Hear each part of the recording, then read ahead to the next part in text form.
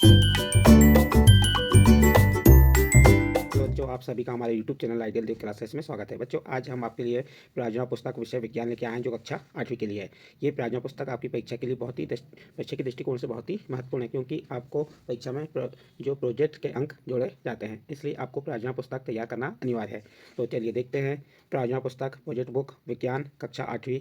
इसमें क्या दिया रहेगा? छात्र का नाम, यहाँ पे आपको छात्र का नाम लिखना है, यहाँ कक्षा और वर्ग, यहाँ पे रोल नंबर, यहाँ विद्यालय का नाम, सत्र और प्रोजेक्ट। इस प्रकार से आपको प्रायोजक कार्य किस प्रकार करना है, इस वीडियो के माध्यम से आपको हम बता रहे हैं। आज हम इस वीडियो में आपको प्रायोजन कार्य 1 लेके आए हैं, विषय विज्ञान का। इसमें क्या दिया है? ए नंबर दिया है।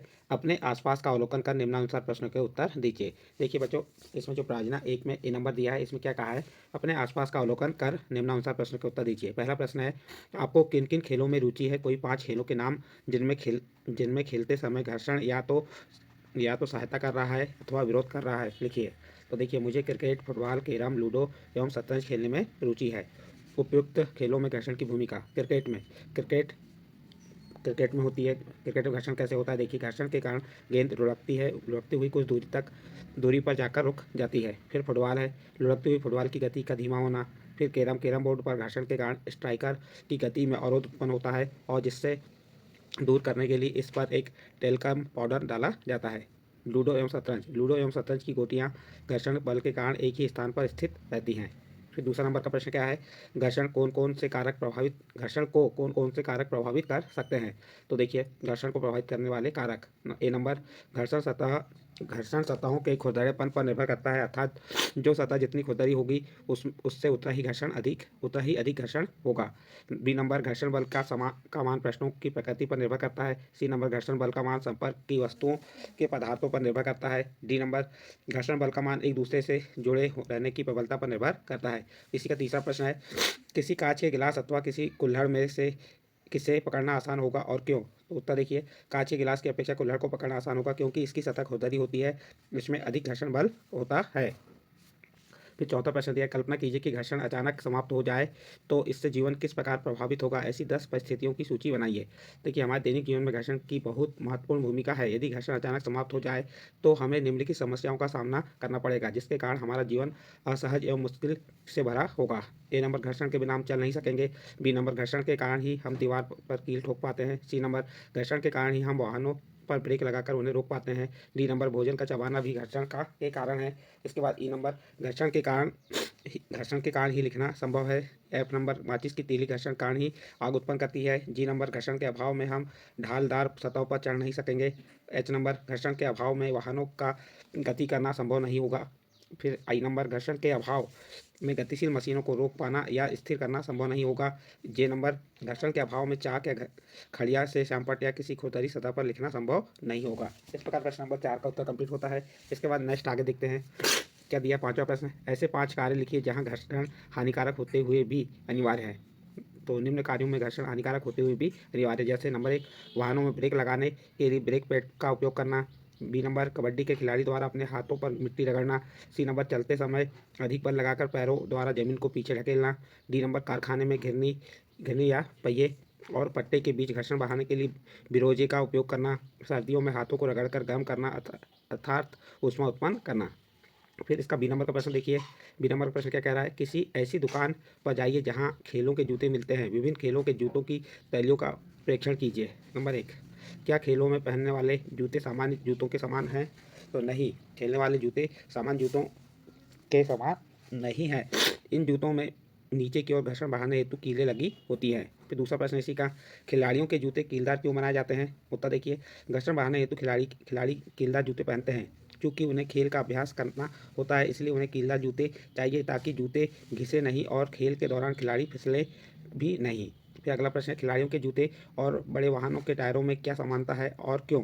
तो देखिए, खिलाड़ियों के जूते के सोल और बड़े वाहनों के टायर दोनों को खांचेदार बनाया जाता है, ताकि इनमें घर्षण उत्पन्न हो। इस तरह जूते के तले एवं टायर आदि जब घर्षण के संपर्क में आएंगे तो उनकी पकड़ सड़क पर मजबूत होगी और खिलाड़ियों अथवा वाहनों के फिसलने की संभावना न्यूनतम होगी। इसके बाद आगे देखते हैं, आगे अगला प्रश्न क्या दिया है, इसका चौथा नंबर। यदि सड़क तथा वाहन के टायरों के बीच घर्षण ना हो तो क्या होगा? तो उत्तर देखिए, यदि सड़क तथा वाहनों के टायरों के बीच घर्षण ना हो तो उन वाहनों की ना तो गति आरंभ की जा सकती है और ना ही उन्हें रोका जा सकता है। गतिशील वाहनों की दिशा भी परिवर्तित नहीं की जा सकती, क्योंकि यदि घर्षण ना हो तो वस्तु की गति आरंभ कर देने पर वह कभी नहीं रुकेगी। फिर अगला प्रश्न है, क्या घर्षण को बढ़ाया या घटाया जा सकता है? दैनिक जीवन में घर्षण को बढ़ाने और घटाने के 5 उदाहरण लिखिए। हाँ, घर्षण को आवश्यकता अनुसार घटाया या बढ़ाया जा सकता है। दैनिक जीवन में घर्षण को बढ़ाने और घटाने के उदाहरण निम्न हैं। नंबर 1, घर्षण घटाने के उपाय। घर्षण को कम करने के लिए हम संपर्क में आने वाली सतहों को चिकना बना सकते हैं। साथ ही संपर्क में आई दो सतहों पर स्नेह जोड़ने से उनके बीच घर्षण कम हो जाता है। इसके अतिरिक्त घर्षण को कम करने का एक अन्य तरीका बीयरिंग का उपयोग करना। जब बीयरिंग को दो सतहों के बीच लगाया जाता है तो मुक्त रूप से घूमने वाली धातु की गेंदों के कारण घर्षण कम हो जाता है। उदाहरण के लिए, ए नंबर, गतिमान मशीनों के पुर्जों में ग्रीस या स्नेक तेल लगाना। बी नंबर, साइकिल की चेन, पैडल एवं रिम में ग्रीस अथवा तेल लगाना। पंखे, कूलर आदि में ग्रीसिंग करना। सिलाई मशीन के पुर्जों में तेल लगाना। दरवाजों, खिड़कियों आदि के कब्जों में तेल डालना। इसके बाद दूसरा नंबर है, घर्षण को बढ़ाने के उपाय। देखिए, घर्षण को बढ़ाने के उपाय क्या हैं? घर्षण को बढ़ाने के लिए संपर्क में आने वाली सतहों को खुरदरा बनाना पड़ता है। संपर्क में आई दो सतहों के मध्य घर्षण बल बढ़ाने के लिए उन्हें जोर से दबाया भी जा सकता है। चिपकने वाली सामग्री का उपयोग जो सतहों को चिपकाता है उनके बीच घर्षण को बढ़ाता भी है। उदाहरण, वाहनों के टायरों को खांचेदार बनाना। वाहनों को रोकने के लिए ब्रेक पैड का इस्तेमाल करना। खिलाड़ियों के जूतों के सोल में कील लगाना। चामपट पर चाक से लिखने के लिए खुरदरा बनाना। किसी स्थान पर उतरने या चढ़ने के लिए बनाई गई ढलानदार सतहों को खांचेदार डिजाइन या ग्रिप बनाना। इस प्रकार से ये आपका घर्षण घटाने और बढ़ाने के उपाय बता दिए आपको। इसके बाद आपका प्रायोजना कार्य 2 आता है। प्रायोजना कार्य 2 में क्या दिया है? किसी खेल, पौधघर, पौधशाला अथवा बगीचे का भ्रमण कीजिए तथा निम्नलिखित जानकारी प्राप्त कीजिए। देखिए, प्रायोजना कार्य 2 में क्या दिया है? किसी खेल, पौधशाला या नर्सरी अथवा बगीचे का भ्रमण कीजिए तथा निम्नलिखित जानकारी प्राप्त कीजिए। नंबर 1, बीज चयन का तरीका एवं महत्व। फसल में कीटों और बीमारियों को नियंत्रित करने के लिए अच्छे बीज का चयन बहुत महत्वपूर्ण है। यह उन किसानों के लिए भी महत्वपूर्ण है जो अपनी फसल में सुधार करना चाहते हैं।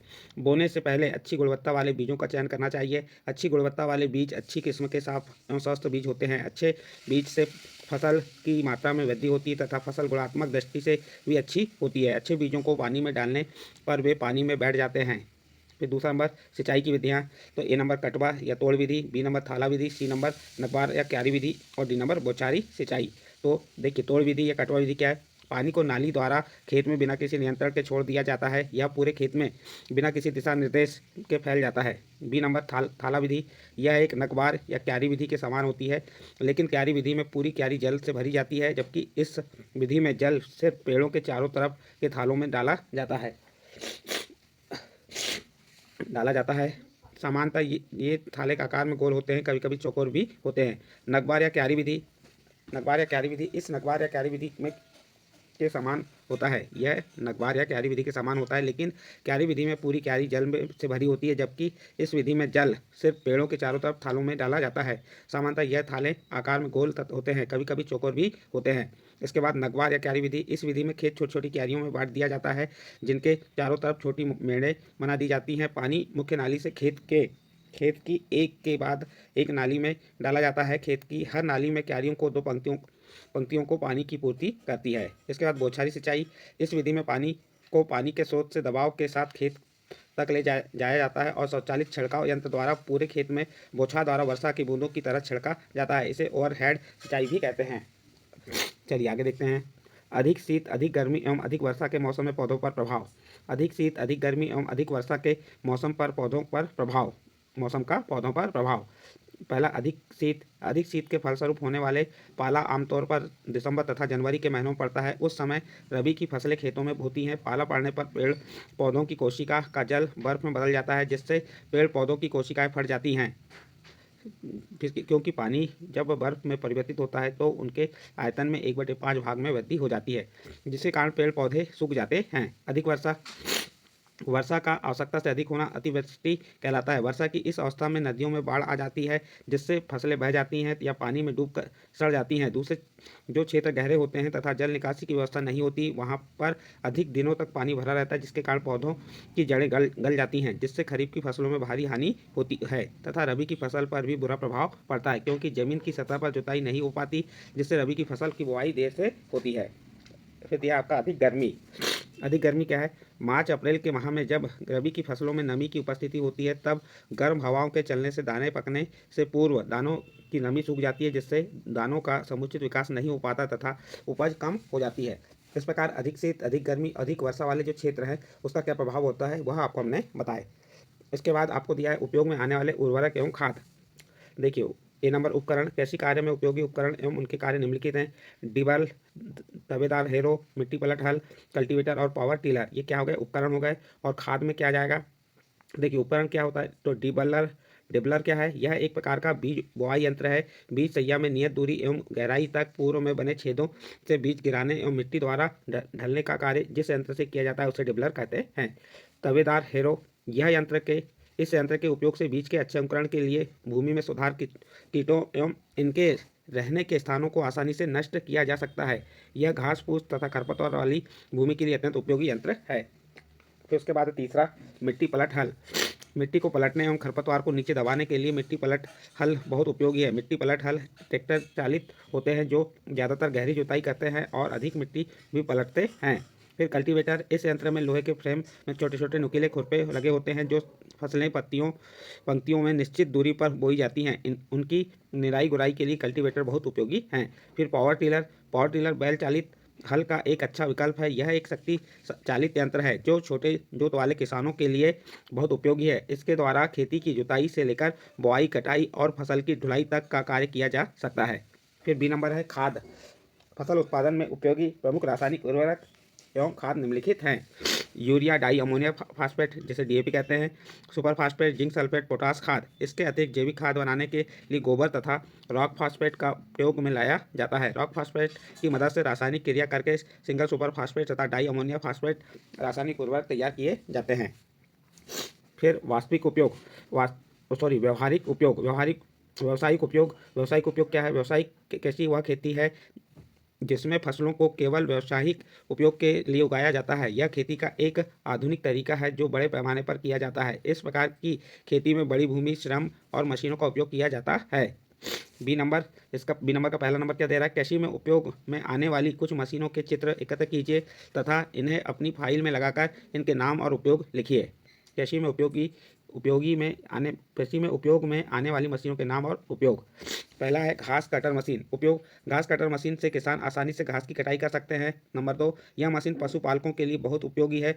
पशुपालकों को प्रतिदिन घास काटने में बहुत ज़्यादा समय लग जाता है और काफ़ी मेहनत भी लगती है, लेकिन इस मशीन की मदद से किसान भाइयों को समय समय के साथ मेहनत भी कम लगती है। तो ये घास कटर मशीन हो गई। फिर थ्रेशर मशीन। इसका उपयोग काय में किया जाता है? नंबर 1, यह मशीन कम समय और कम लागत में फसल से दाने को अलग कर देती है। नंबर 2, बास्केट थ्रेशर को आप टोकरी थ्रेशर या मिनी हार्वेस्टर भी कह सकते हैं। इसकी मदद से किसान अपनी फसल से भूसे को आसानी से अलग कर सकते हैं। यह मशीन कम समय और कम लागत में फसल के दाने और भूसे को अलग थलग कर देती है। तो ये होगी आपकी थ्रेशर मशीन, ये घास कटर मशीन हो गई। इसके बाद दिया है आपको कल्टीवेटर। तो कल्टीवेटर का उपयोग काय में किया जाता है? कल्टीवेटर मिट्टी की कठोर परत को तोड़कर कृषि के लिए खेत तैयार करता है। नंबर 2, कल्टीवेटर फसलों की बुवाई के लिए खेतों में लाइनें या पंक्तियां बनाने में मदद करता है। नंबर 3, कल्टीवेटर की चौड़ाई कम होने के कारण किसान फसलों या पौधों को बिना हानि पहुंचाए आसानी से निराई कर सकता है। नंबर 4, चौड़ाई कम होने के कारण कल्टीवेटर किसानों को बहुउद्देशीय लाभ देता है और उनके कार्यों को आसान कर देता है। तो ये कल्टीवेटर हो गया। इसके बाद रोटावेटर। रोटावेटर का उपयोग कहाँ किया जाता है वह बता देना है आपको। उपयोग देखिए, नंबर 1, रोटावेटर का उपयोग मुख्य रूप से खेतों में बीज की बुआई के समय किया जाता है। नंबर 2, रोटावेटर मक्का, गेहूं, गन्ना आदि के अवशेष को हटाने के साथ ही इनके मिश्रण करने के काम आता है। नंबर 3, रोटावेटर के उपयोग से मिट्टी के स्वास्थ्य में सुधार भी आता है। नंबर 4, रोटावेटर के उपयोग से धन, लागत, समय और ऊर्जा आदि की भी बचत होती है। तो इस प्रकार रोटावेटर का चित्र ही बना सकते हैं ये, और उससे चिपका सकते हैं आपकी जो प्रोजेक्ट बुक है उसमें।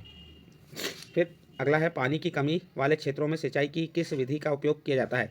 तो देखिए, पानी की कमी वाले क्षेत्रों में उपयोगी सिंचाई की विधियां हैं। पहला है छिड़काव तंत्र विधि, ड्रिप तंत्र, नगवार या क्यारी विधि, तो ये 3 विधियां हैं। छिड़काव तंत्र विधि क्या है? इस विधि का उपयोग असमतल भूमि के लिए किया जाता है जहां पर जल कम मात्रा में पहुंच जाता है। पाइपों के ऊपरी सिरों पर घूमने वाले नोजल लगे होते हैं। ये पाइप निश्चित दूरी पर मुख्य पाइप से जुड़े होते हैं। जब पंप की सहायता से जल मुख्य पाइप में भेजा जाता है तो वह घूमते हुए नोजल से बाहर निकलता है। इसका छिड़काव पौधों पर इस प्रकार होता है जैसे वर्षा हो रही हो।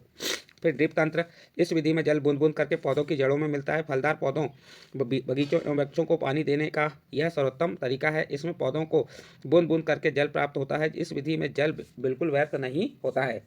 फिर इसके बाद है आपका नकवार या क्यारी विधि। इस विधि में यंत्र, जिन्हें एपियर या एप्लीकेटर कहते हैं, के द्वारा जल धीरे धीरे लगातार बूंद बूंद करके छोटे फुहार के रूप में पौधों तक प्लास्टिक की पतली नलियों के माध्यम से पहुंचाया जाता है। यह विधि जल की अत्यंत कमी वाले स्थानों में प्रयोग की जाती है।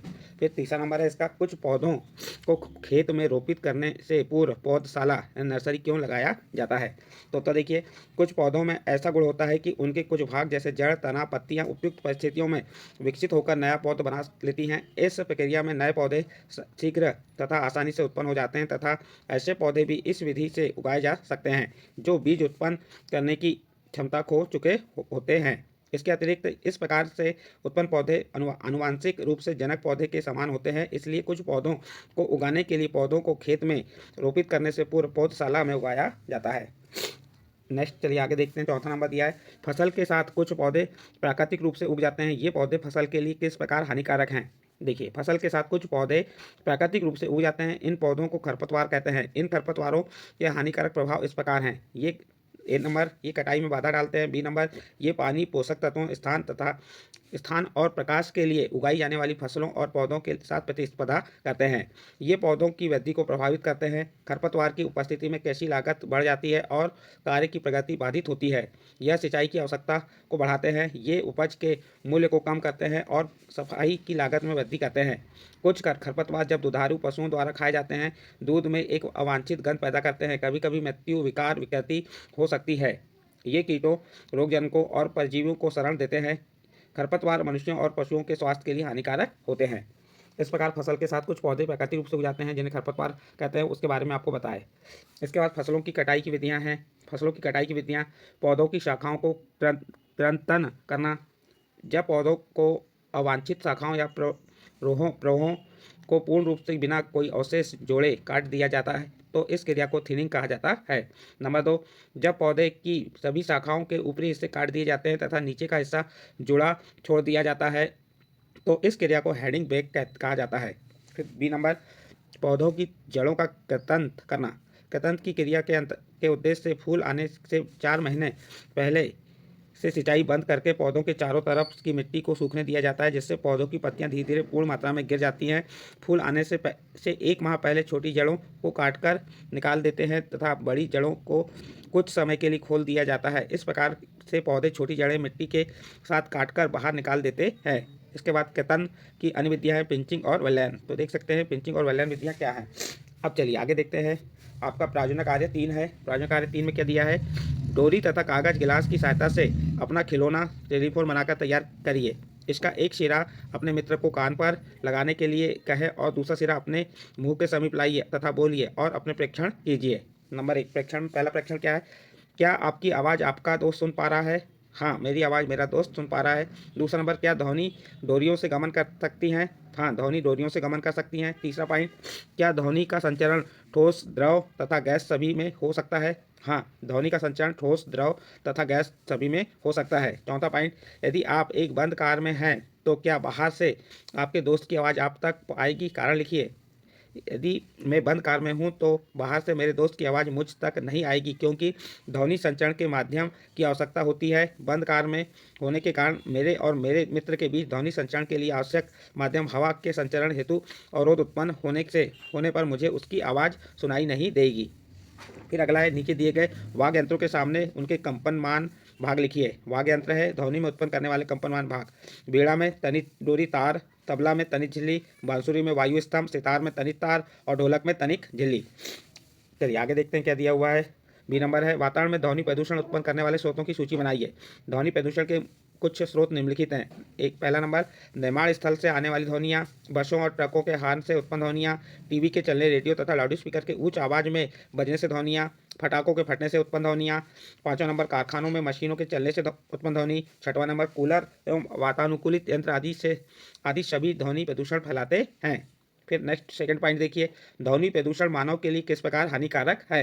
ध्वनि प्रदूषण मानव के लिए निम्न प्रकार से हानिकारक है। नंबर एक, ध्वनि प्रदूषण से अनेक स्वास्थ्य संबंधी समस्याएं उत्पन्न हो जाती हैं जैसे अनिद्रा, उच्च रक्तचाप, तनाव, चिंता आदि। नंबर दो, व्यक्ति के सुनने की क्षमता अस्थायी अथवा स्थायी रूप से कम हो जाती है। फिर दिया शोर तथा संगीत में क्या अंतर है। तो शोर, कानों को अप्रिय लगने वाली अवांछित ध्वनि को शोर कहते हैं, और संगीत, सुस्वाद ध्वनि को संगीत कहते हैं। यह सुखद होती है। संगीत भी कभी कभी शोर बन जाती है यदि संगीत अत्यंत प्रबल हो जाए। इसके बाद आगे दिया है, चलिए क्या दिया है, प्रश्न नंबर 4 इसी का, ध्वनि प्रदूषण को कम करने के लिए आप क्या क्या प्रयास करेंगे। तो उत्तर देखिए, ध्वनि प्रदूषण को कम करने के लिए हम निम्नलिखित प्रयास करेंगे। नंबर एक, ध्वनि उत्पन्न करने वाले क्रियाकलापों को आवासीय क्षेत्र से दूर स्थापित करना चाहिए। नंबर दो, ध्वनि उत्पन्न करने वाले उद्योगों को आवासीय क्षेत्रों से दूर स्थापित करना चाहिए। स्वचालित वाहनों में के हॉर्न का उपयोग कम से कम करना चाहिए। टेलीविज़न, संगीत निकायों की ध्वनि प्रबलता कम रखनी चाहिए। सड़कों तथा भवनों के आसपास पेड़ लगाने चाहिए जिससे कि ध्वनि प्रदूषण के हानिकारक प्रभाव को न्यूनतम किया जा सके। फिर अगला प्रश्न है, महिलाओं की तुलना में पुरुषों की आवाज़ मोटी क्यों होती है। उत्तर देखिए, महिलाओं की आवाज़ उच्च तारत्व की होती है जबकि पुरुषों की आवाज़ निम्न तारत्व की होती है। यद्यपि पुरुषों की ध्वनि प्रबल और महिलाओं की ध्वनि दुर्बल होती है। इसके अतिरिक्त महिलाओं की आवाज़ की आवृत्ति पुरुषों की आवृत्ति से अधिक होती है। इन्हीं सब कारणों से महिलाओं की तुलना में पुरुषों की आवाज़ मोटी होती है। इसके बाद आपका प्रार्थना 4 है, अपने आस पड़ोस का सर्वेक्षण कीजिए और पता कीजिए। देखिए प्रार्थना 4 में क्या दिया है, अपने आसपास का सर्वेक्षण कीजिए और पता कीजिए। क्या सर्वेक्षण करना है। नंबर एक, आपके आसपास या स्कूल में 12 वर्ष की आयु के कितने बच्चे चश्मा लगाते हैं। तो देखिए, मेरे आसपास तथा स्कूल में 12 वर्ष तक की आयु वाले लगभग 8 बच्चे चश्मा लगाते हैं। दूसरा, चश्मा लगाने वाले बच्चों के माता पिता से पता लगाइए कि उनके बच्चों की दृष्टि क्षीण होने के क्या कारण हैं। तो देखिए उसका उत्तर क्या होगा, आंखों की रोशनी कम होने या छोटी उम्र के बच्चों के चश्मा लगाने के पीछे बहुत से कारण हो सकते हैं। बच्चों की आंखों में कुछ दिक्कतें आनुवंशिक होती हैं तो कुछ हमारी लापरवाही का नतीजा होती है। डिजिटल दुनिया में बच्चों की आंखों को काफ़ी नुकसान पहुंचाया है। मोबाइल फ़ोन और लैपटॉप के बढ़ते उपयोग ने आंखों को कमज़ोर बना दिया और यह समस्या समय के साथ बढ़ती ही जा रही है।